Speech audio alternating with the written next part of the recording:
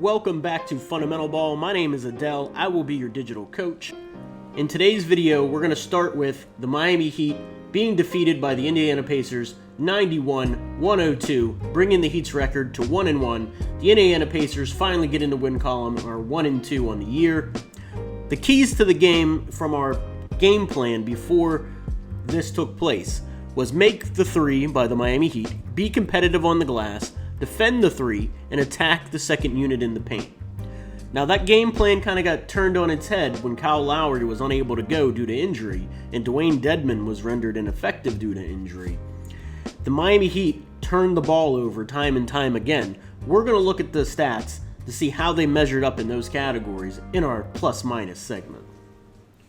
Now let's take a look at the tail of the tape. The Miami Heat shot 27.3% from the three-point line. The Indiana Pacers shot a paltry 25.6% from the three-point line. That's not going to be good enough for either team to get it done on a consistent basis. We had 55 rebounds each, so they were competitive on the boards. 18 assists each, so they were both, very competitive in the assist category. Where the game got away from the Miami Heat is they turned the ball over 22 times. You can't have that kind of turnover and win in the NBA. And you see the Kyle Lowry effect. They missed Kyle Lowry a ton in this game. The Indiana Pacers only had 16 turnovers. Field goal percentage was about the same. As we talked about, three-point percentage was pretty much the same.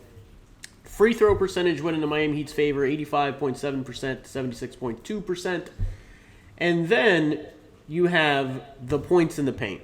You have 36 points in the paint for Miami, 50 points in the paint for the Indiana Pacers. That's just a huge disparity. We talked about at the beginning of the game plan last week that you needed to be able to handle those two 7-footers inside, and if you couldn't, you need to go with a bigger lineup. The Heat played small all night, and they got punished inside over and over and over again. And Bam Adebayo, who was super aggressive in the first half, which we're going to show in these upcoming clips, he disappeared and deferred the rest of the game well into the second half. Let's get into the video, break this down, and look forward to Orlando.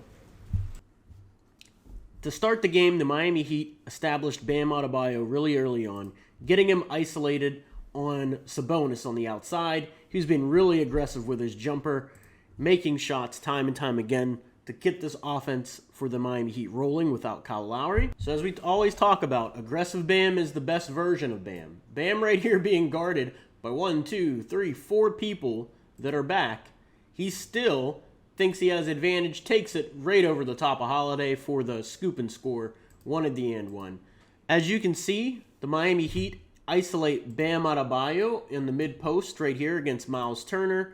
He's going to give Turner a little jab step, back him up, do a little spin move in the lane, smooth off the glass with that J.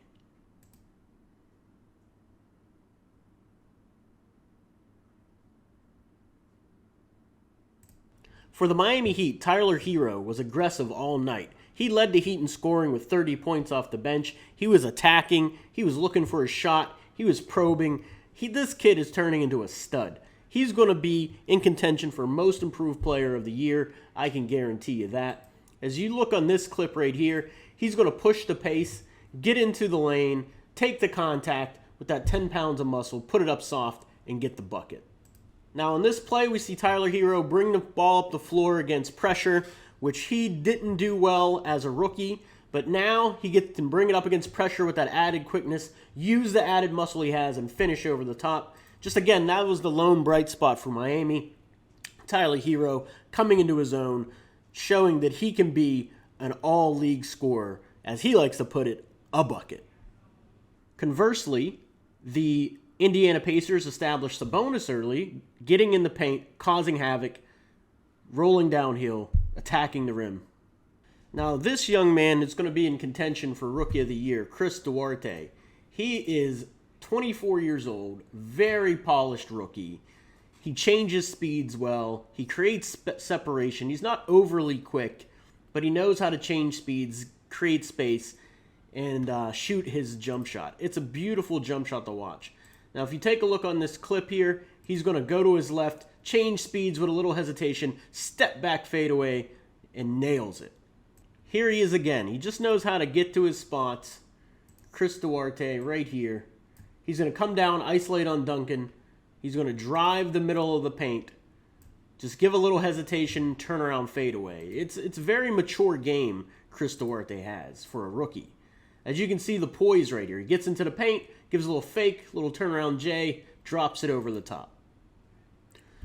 Last clip I want to show just illustrates how the Miami Heat tried to play all night at the end of the game. It was a lot of one-on-one, pick and roll with Jimmy Butler, getting into the lane, finishing. If he couldn't finish, he was shooting a three. But these turnovers right here, this turnover at midcourt just led to baskets time and time again for the Indiana Pacers against the Miami Heat. And that's how Indiana charged back and came to overcome and defeat the Miami Heat. Just 22 turnovers is way too much. You see Duarte stepping into a three. That kid's going to be special, a special scorer. Him and Tyler Hero, very similar tracks. Tyler Hero, I would say, more explosive, bigger upside. He's a lot younger, 21. Duarte is 24. But all in all, again, the Miami Heat got beat up in the paint tonight, and they really missed the ball movement and the ball security of Kyle Lowry. Let's take a look at Orlando, shall we? Miami Heat versus the Orlando Magic. Let's look at the stats. The Miami Heat are 1-1 in the win column and loss column. The Orlando Magic are 1-2. The Miami Heat dominate in almost every statistical category. Points per game, 114 for the Miami Heat, 101 for the Orlando Magic. 56.5 rebounds per game for the Heat, 49 for the Magic. 23 assists per game to the Miami Heat's advantage, 21 for the Orlando Magic. 16.5 turnovers per game, 15.7 for the Orlando Magic. 35.3 point percentage to 33 for the Magic. 48 points in the paint for the Miami Heat, 41 for the Orlando Magic. The Miami Heat should win this basketball game as long as they make their three-pointers, be competitive on the boards, limit their turnovers, and they can take out the Orlando Magic so they can go back to the winning record. And they need to really take care of the basketball. Let's take a look at the Orlando Magic, the Miami Heat's upcoming opponent. They defeated the New York Knicks, a tough New York Knicks team, 110-94 just over the weekend. Let's set the five starters that the Orlando Magic put out. We have Cole Anthony. He scored a game high 29 points for the Orlando Magic. He had a team high 16 rebounds. The kid's a stud. Their rookies we have on the floor with them is Jalen Suggs and Franz Wagner. And then at the 4, we have Wendell Carter Jr., and at the 5, we have Mo Bamba. Bamba can shoot it. Carter can shoot it, foul line extended a little bit. Wagner can shoot it. They have a really explosive offensive team. They like to run this little three-man weave up here at the top. So you're going to see the ball just moving around the perimeter, and then you're going to see an attack. Here it comes, a little side pick and roll. A little attack middle, kick out. Jalen Suggs, beautiful jump shot. I love the balance and follow through on that kid's jam. Even though the Orlando Magic have some exciting rookies, overall the team is very mediocre. They're pretty much in the 20s of every category, except for three-pointers made, because they shoot a lot. They just don't shoot a high percentage. They're like 25th in the league in three-point percentage at 33% per game. Now, again, one of the keys for the Miami Heat to win this game in the game plan is to make three-pointers. They have to be efficient. As you can see, the Orlando defense will let you get in the lane and drive and kick, and you got to make the open threes. They are one of the worst three-point percentage defenses in the entire NBA. They're 23rd out of 30 teams in the league. That's just not good enough to get it done. If you can make your shots against this team, be competitive on the glass, you're going to be able to win the game. And they need to do that. Another key is they need to take care of the basketball and not turn it over.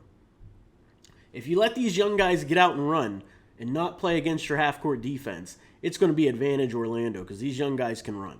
So let's take care of the ball, and we're going to see some more of what Orlando likes to do offensively. Now, Orlando likes to do this a lot with Cole Anthony with the ball in his hands. This is Cole Anthony right here with the ball. They like to run this double staggered screen right here, Mo Bamba, Wendell Carter Jr., two big bodies. And you're going to see Mo Bamba out of this set more often than not pop to the top of the key looking for a three-point shot. So even though he's 7 foot tall, he loves to shoot the three. Here comes Cole Anthony. As we can see, something the Miami Heat are going to have to watch out for. Right here is Bamba hanging back while Cole Anthony and Wendell Carter play this two-man game in the paint. And Cole Anthony in this scenario rolls right down the lane for a nice floater. They run this double staggered screen, as I mentioned, a lot. They run it too with Jalen Suggs, their young rookie. And as you can see right here on the play, double staggered screen, same thing, Wendell Carter Jr.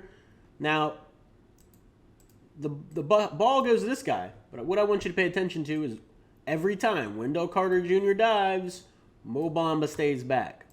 That's a trend. That's a pattern. So the Miami Heat need to key on that, make sure that they communicate well. One guy takes the roll man, the other guy takes the three-point shooter, and obviously if you're playing off the ball, you have to see ball and man. You can't let this guy cut to the basket. That's just poor defense by R.J. Barrett. He's not really known for his team defense anyway, so the Miami Heat have to make sure they're on their details tonight. Now it goes back to, in this clip, it goes back to these young guys like to run, and they like to shoot threes in transition. So whenever you can, you got to take care of the basketball, limit those turnovers. You got to find Cole Anthony. He's the one guy that's going to be able to beat you from deep. Cole Anthony shoots 35% from the three-point line. It's not fantastic, but it's good enough to hurt you. So you got to make sure you find that guy in transition. Now, I just wanted to highlight how important it is to take care of the ball against this young Orlando team. If we take a look, we have all five of the Orlando Magic back in the paint. We have three guys back here for the New York Knicks. I just want you to see the sheer speed of Cole Anthony. He splits the double team, goes right down the lane for a bucket. Now, it's awful defense by New York. Awful transition defense by New York. But you can just see the speed that he took the ball down the court in a blink of an eye. If the Miami Heat allow Cole Anthony to get out and run, they're going to lose. If they turn the ball over 22 times, they are going to lose. If they shoot a poor three-point percentage like they did against Indiana, the Heat will lose. So the keys to the game, take care of the ball, make the threes, be competitive on the glass, limit turnovers, limit fast break points. Establish Bam Adebayo early and keep feeding him the ball throughout the game. Again, that's the Kyle Lowry effect. That's where you miss Lowry. Lowry knows how to keep his guys engaged, keep everybody involved. He's not just looking out for his. He knows he needs to keep Bam involved in the game. That's what the Heat must do if they want. That is the breakdown. If you want to follow me, please follow me on Twitter at DigitalAdele. If you like the content, please like and subscribe to the channel. It helps us grow. Hit that subscribe button, hit that like button, and I'll see you guys next time.